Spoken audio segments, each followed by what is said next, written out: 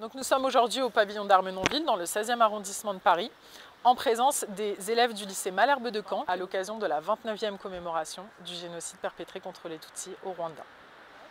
On a la chance d'être invité aujourd'hui aux commémorations ici et cet après-midi au Parc de Choisy. Et ça, c'est un événement qu'on a beaucoup préparé avec les élèves qui vont lire des textes qu'ils ont écrits.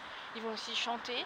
Ils prennent ça très à cœur. Ils ont compris l'enjeu de ce qui se passe aujourd'hui. Donc on travaille aussi sur la mémoire, la transmission. Parce que les élèves ont découvert un fait historique qui leur était totalement inconnu et pour certains ils vivent ça comme une injustice, que ce soit pas dans les livres d'histoire, qu'on n'en parle pas, ils trouvent ça vraiment maintenant injuste, ils cheminent beaucoup sur la pensée et la mémoire. L'occasion pour des gens comme nous qui ne sommes pas forcément très informés, même si on travaille ça à l'école, de venir pouvoir observer un autre point de vue,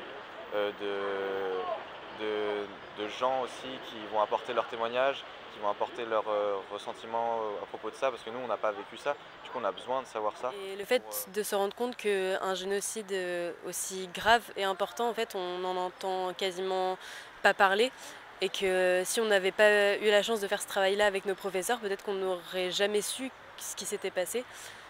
Et il y a aussi la partie plus émotionnelle, le fait de se reconstruire après tous ensemble et de se poser la question en fait comment on se reconstruit après un tel drame. Je fais partie de l'association Ibuka France qui milite pour la mémoire, la justice et le soutien aux rescapés.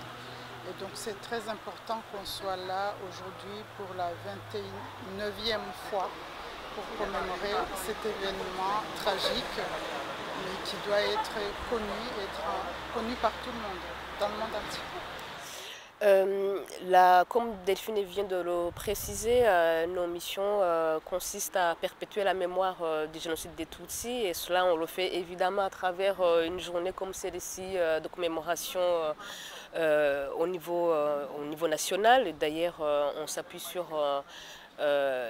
soit des associations Ibuka localement, soit des associations amies comme les associations de la communauté rwandaise pour porter la voix des disparus sur l'ensemble du territoire national. On travaille beaucoup également dans les milieux scolaires, et Delphine en première ligne pour justement transmettre ce qui s'est passé en 1994 et pour que on explique aux jeunes générations que la haine de l'autre, l'intolérance de l'autre peut mener à des tragédies telles que le génocide.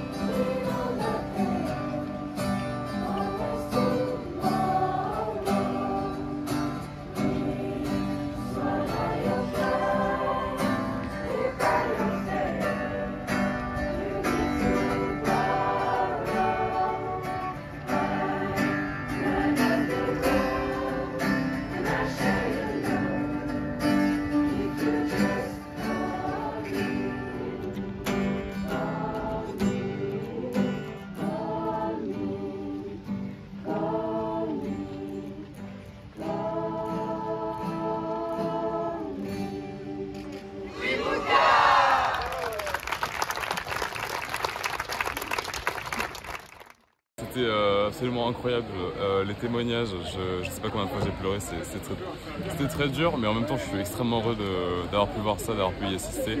Encore une fois je remercie les professeurs parce que c'est absolument incroyable ce que vous avez fait pour nous. Voilà.